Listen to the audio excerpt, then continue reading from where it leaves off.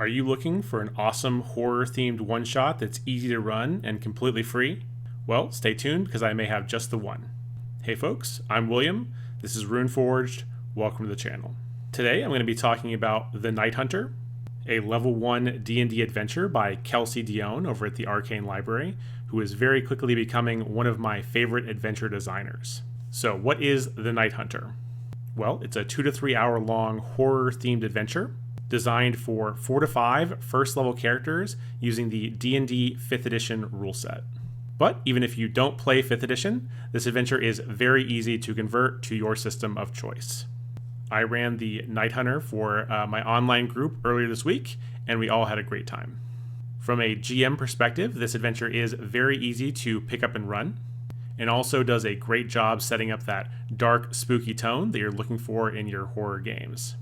Also, you can finish the entire thing in one 2 to 3 hour session, and as a result, I think it makes for a really good Halloween one-shot, especially if you are a new GM or don't have a lot of time to prep for the adventure.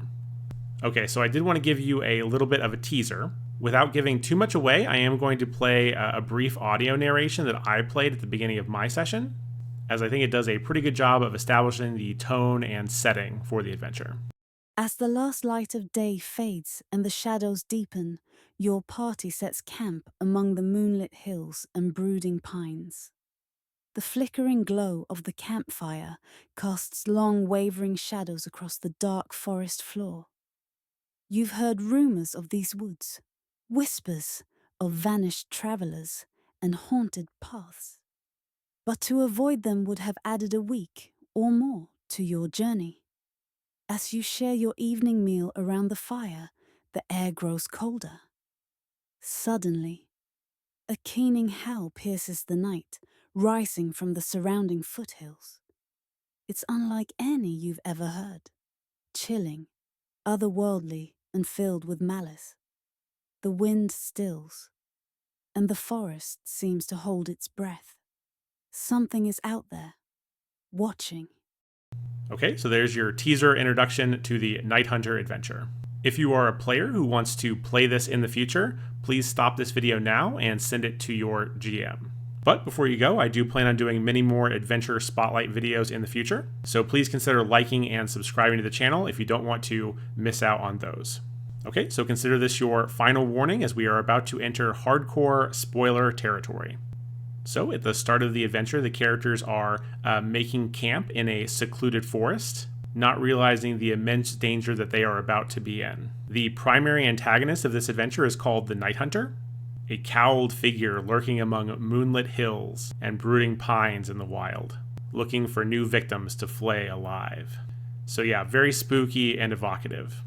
And unfortunately for you, the Night Hunter has chosen your party as its newest victims, planning to spend the remainder of the evening chipping away at your party from the darkness, becoming more and more audacious with each attack before finally culminating in one final deadly confrontation. The first encounter is called The Howling, and it takes place right after the narration that you heard just a few minutes ago. The primary purpose of this encounter is just to freak the characters out a little bit and set the overall tone for the adventure.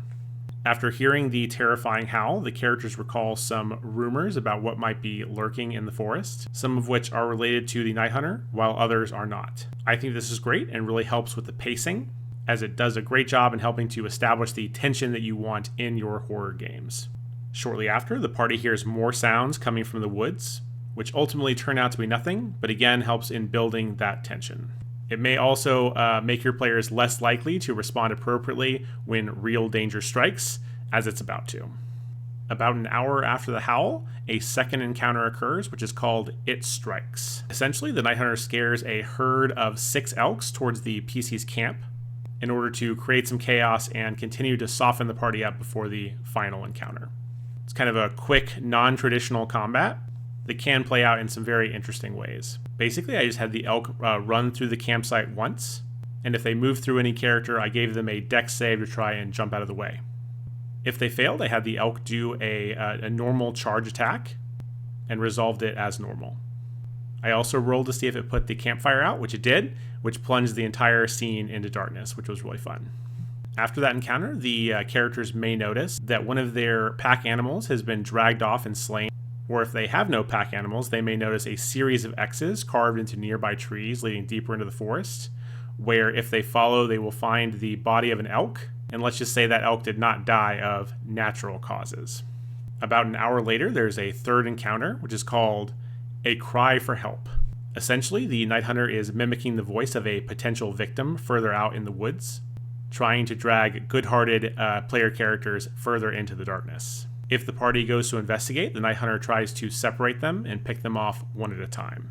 It is important to note this is not intended to be a straight-up like tank and spank combat. Again, the Night Hunter is really just trying to soften the characters up before the final encounter, and will almost certainly disengage if it feels like the fight is going against it. In my game, I decided that the Night Hunter would have a real victim out in the woods to add some additional stakes. So I created Hilda, the human logger, whose logging party was recently ambushed out in the woods, and I also decided that Hilda would be able to lead the party back to the Night Hunter's lair, a nearby cave, if they were able to save her in time. This also created the possibility for a social encounter, which is otherwise lacking in this adventure. And I also gave the Night Hunter some additional abilities that would help him be more effective using a hit-and-run style of combat. I'll talk a little bit more about that later, but it worked out really well in our game. After about 2 more hours, the final encounter begins, which is called the Butchery. Essentially, the Night Hunter comes out of the shadows and unleashes an unholy scream, which has a chance to paralyze characters for 1 turn. Then, he just starts slashing. Rules as written, the Night Hunter will fight to the death in this encounter, but in my game, when it was clear that the Night Hunter was not going to win a straight-up fight, I had him retreat back to his lair, where he had some very nasty surprises set up for the characters. I'll talk more about that in my upcoming recap video, so be on the lookout for that, but it did turn out to be a very fun and memorable encounter. At this point, if the characters are able to defeat the Night Hunter, its physical form disappears, leaving behind only a tattered, ragged cloak and its deadly, bloody butcher's knife. The knife turns out to be a very powerful, but also very cursed magical item that will essentially turn the user into the Night Hunter over time. I think this is a very cool and thematic item. I like the fact that it's not just a simple +2 dagger and has a ton of really awesome abilities, while simultaneously also helping to flesh out the Night Hunter's backstory, which I think is just absolutely fantastic, and a good example of what I think a cool magic item should look like in an adventure like this. So what are my overall thoughts on the Night Hunter as an adventure? Well, to be honest with you, I really enjoyed running it, and I think my players really enjoyed playing it. It is a very fun and thematic little adventure that manages to scratch that horror itch while still coming in a very small and accessible package. It gives the GM just enough detail to set up that fun and spooky atmosphere, while also not being unpleasant or arduous to read. It is also a very easy to run adventure. As per usual with Arcane Library products, everything is written in a very clear and concise manner, and the layout is also very clean, and everything is very easy to read and to parse on the page. Another great thing is that you can run basically the entire adventure in a single 2 to 3 hour session, which I think is absolutely amazing and would help make it a great Halloween one-shot adventure. I think I can say without any hesitation that this is the easiest and quickest adventure that I have ever run. And I think it might be one of the only adventures that I might be able to run with less than an hour of prep, and if you were really brave, you could probably just run this to the table without any prep at all. And I really just do think that's awesome, and that the adventure deserves a lot of praise on that account. But despite the many nice things that I have to say about this adventure, there are a couple of things that may not sit well with all tables. For one, the adventure itself is relatively small in scale and scope, as it essentially takes place over just 1 to 2 locations in a forest environment. There is one nice but relatively small battle map included in the adventure, but you may want to add 1 or 2 more if you'd like to add a little bit of variety to the encounters. Also, if you're looking for an adventure with lots of depth, complexity, or compelling NPCs, this is not going to be what you're looking for. Personally, I prefer smaller scale adventures, especially for the early levels of adventuring, but it is something I wanted you to be aware of if that's important to you. Overall, I think those things are really just nitpicks, but there was one fairly significant issue with this adventure that I wanted to share with you. I think if I ran this adventure just as it is written out of the book, my group probably would have found it a little bit uninspiring. While I do think that the elk encounter is very cool in concept, the directions for how to run the elk during that encounter are a little bit too vague for my liking. Ultimately, I just had the elk charge straight forward on turn 1, and then I rolled a d8 to determine what direction they would charge in for the remaining turns of the encounter. So like 1 being north, 2 being northeast, 3 being east, so on and so forth. The encounter is designed to end in 1d4 rounds, and basically I ruled that anytime an elk randomly ran off the table on any turn after turn 2, that it was effectively gone from the combat. And that solution worked out just fine for my table, but for newer GMs or folks who are running this with little or no prep, especially those who accidentally interpret this as a more standard combat encounter, you may end up accidentally TPKing your party with a group of elk, which, while honestly that might be pretty funny, that was not the experience that I was looking for at my table. Again, just something to be aware of, and if you do decide to run this adventure for yourself, I would recommend taking a couple minutes to think about how you might run that encounter before it actually comes up in your game. All right, and then moving on to the Night Hunter himself. Again, while I really enjoy the idea of the Night Hunter, he is incredibly fragile if he gets into a straight-up fight with the characters. I will say that his Unholy Scream and Mantle of Darkness abilities really do go a long way to helping you mitigate damage. I also added some additional abilities to facilitate a more hit-and-run playstyle. First, I gave him a dash attack, which let him use 1 attack as part of a dash action. So essentially, I just had him start from kind of the darkness behind a tree and cover, had him run up to a character, use 1 of his butcher's knife attacks, and then continue to run off into the darkness, preferably hiding behind some sort of tree or rock. Which leads very nicely into the second ability I gave him, which is the ability to hide as a bonus action, with the characters needing to pass a DC 17 perception check in order to see him. And yes, that does make him very difficult to find, but that's exactly what I was going for.